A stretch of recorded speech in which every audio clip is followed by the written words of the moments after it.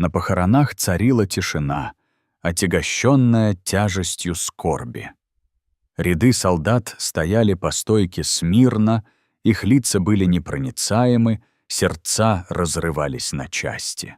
В дрожащие руки осторожно вложили сложенный американский флаг.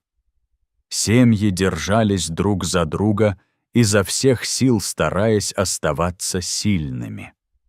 Затем внезапное движение.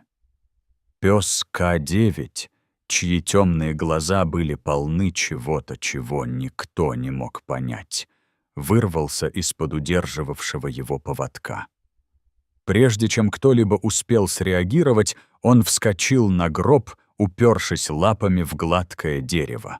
Воздух наполнился вздохами. А затем он сделал то, от чего все расплакались. Никто не был готов к тому, что произошло дальше. Задолго до похорон были моменты нерушимого товарищества, тихих ночных дежурств, ранних утренних тренировок и спокойного взаимопонимания между солдатом и его напарником-собакой.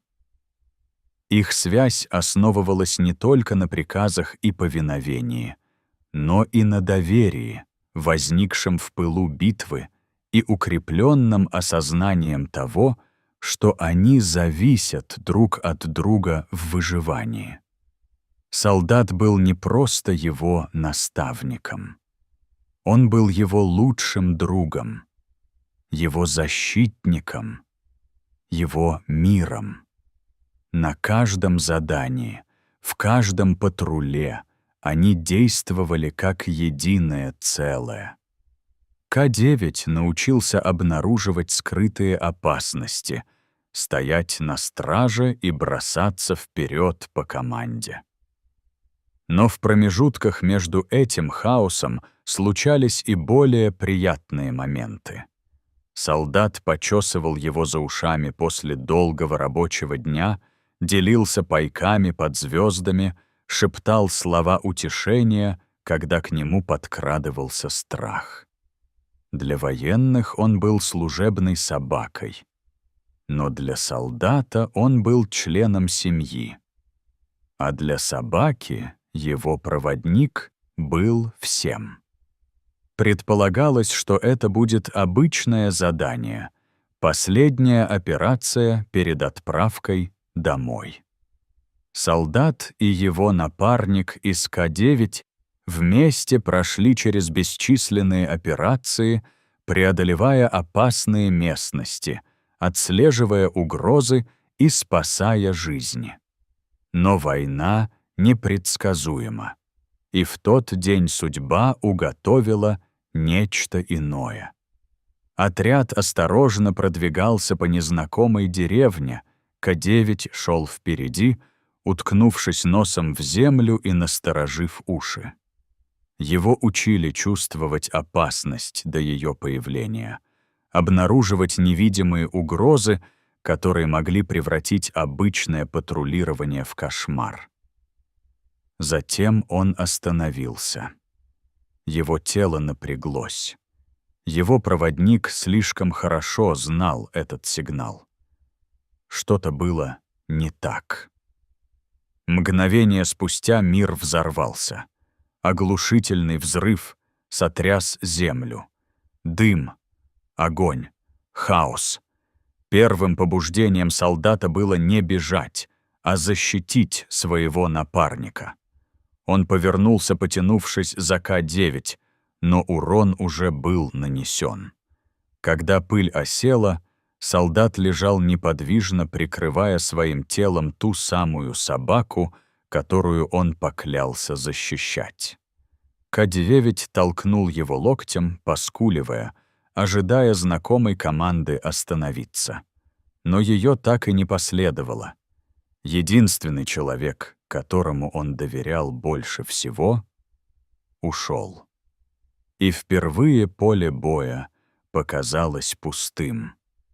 На этот раз путешествие домой было другим. Не было ни радостного воссоединения, ни празднования завершения миссии. К9 тихо сидел рядом с задрапированным флагом гробом, его уши подергивались при каждом знакомом звуке, ожидая услышать голос своего проводника. Но его так и не услышали. За несколько дней до похорон поведение пса изменилось. Он больше не бросался к двери, когда приближались шаги. Он не обращал внимания на свои любимые игрушки. По ночам он лежал у пустой солдатской койки, крепко свернувшись калачиком, словно ожидая возвращения своего напарника. Но в глубине души он знал. Настал день похорон. Ряды солдат стояли по стойке смирно. Их лица были ожесточены войной, но смягчены горем. Гроб стоял впереди. Аккуратно сложенный флаг лежал сверху. Когда прозвучал финальный салют и горн ударил отбой, произошло нечто невероятное. Собака, которую держали взаперти, внезапно вырвалась на свободу.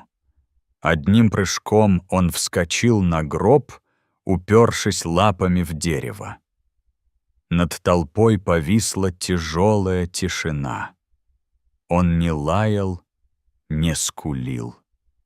Он просто лег, положив голову на крышку гроба, словно ожидая, когда проснется его лучший друг. Слезы навернулись на глаза даже у самых стойких солдат. К9 отказался двигаться. Это был его последний акт верности, его последнее прощание. И в этот момент все поняли. Это была не просто собака, оплакивающая своего хозяина. Это был солдат, оплакивающий своего брата. Никто не произнес ни слова. Никто не пошевелился. Единственным звуком был тихий шелест ветра в кронах деревьев, несущий с собой тяжесть скорби, которую невозможно выразить словами. К9 неподвижно лежал на гробу, его тело изогнулось в защитной позе, как будто он в последний раз прикрывал своего павшего напарника. Его дыхание было медленным и ровным, но глаза говорили о другом. Они были наполнены чем-то более глубоким, чем горе. Потеря. Семья солдата распалась. Его мать прижимала сложенный флаг к груди, ее плечи сотрясались от беззвучных рыданий. Его отец, человек, который всегда был сильным, незаметно вытер слезы. Даже самые стойкие люди в военной форме, воины, повидавшие ужасы войны, почувствовали непривычную резь в глазах. Распорядитель похорон колебался. Следует ли им убрать собаку? Но ни у кого не хватило духу сделать это. Вместо этого они позволили ему остаться, уважая узы, которые не могла разорвать даже смерть. Капеллан продолжал говорить, его голос был полон эмоций, но пес не двинулся с места. Его обязанности на этом не закончились. Еще нет.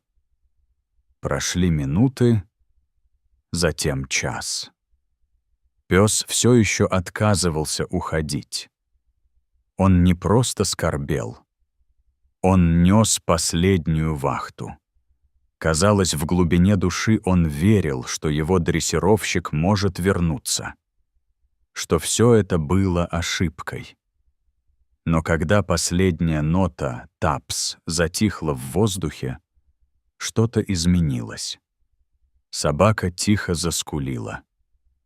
И в этот момент все присутствующие почувствовали, как их сердца разбились. Когда похороны подошли к концу, семья солдата приняла решение, которое гарантировало, что пес больше никогда не будет одинок. Он потерял своего дрессировщика, но не потеряет свой дом. Родители ветерана шагнули вперед, мягко окликая его по имени. Сначала пес не пошевелился. Его тело все еще было прижато к гробу. Сердце не желало отпускать его. Но затем он почувствовал знакомый запах матери своего проводника. Медленно, нерешительно пес поднял голову. Его темные глаза изучали ее, ища что-то, ответ, цель. Она опустилась на колени рядом с ним, тихо шепча, проводя пальцами по его шерсти, как когда-то делал ее сын. После долгого молчания К-9 встал. С того дня он оставался с семьей солдата, находя утешение в голосах и запахах, которые напоминали ему о его напарнике. Но некоторые раны никогда по-настоящему не заживают. Каждую ночь он приходил в пустую комнату солдата, ложился рядом с кроватью и ждал. И всякий раз, когда они приходили на могилу, он был там, сидел тихо, стоял на страже, как и всегда. Некоторые говорят, что собаки не понимают, что такое смерть, но те, кто видел его в тот день, знали это лучше. Он был не просто собакой, он был солдатом, потерявшим своего лучшего друга, и сколько бы времени ни прошло, он не переставал ждать, когда тот вернется домой. Верность — это не просто слово, это обещание, связь, которую не разорвать ни времени, ни расстоянию, ни даже смерти. Этот пес был не просто собакой. Он был солдатом, братом по оружию, защитником, который потерял единственного человека, которому доверял больше всего. Но даже в своем горе он никогда не отказывался от своего долга. На войне герои носят разную форму. Некоторые носят винтовки, другие ходят на 4 лапах. Но какую преданность продемонстрировал этот пес? Хорошо, это что-то редкое, что-то чистое. Возможно, урок прост. Любовь никогда по-настоящему не покидает нас. И иногда те, кто ждет дольше всех, любят больше всех.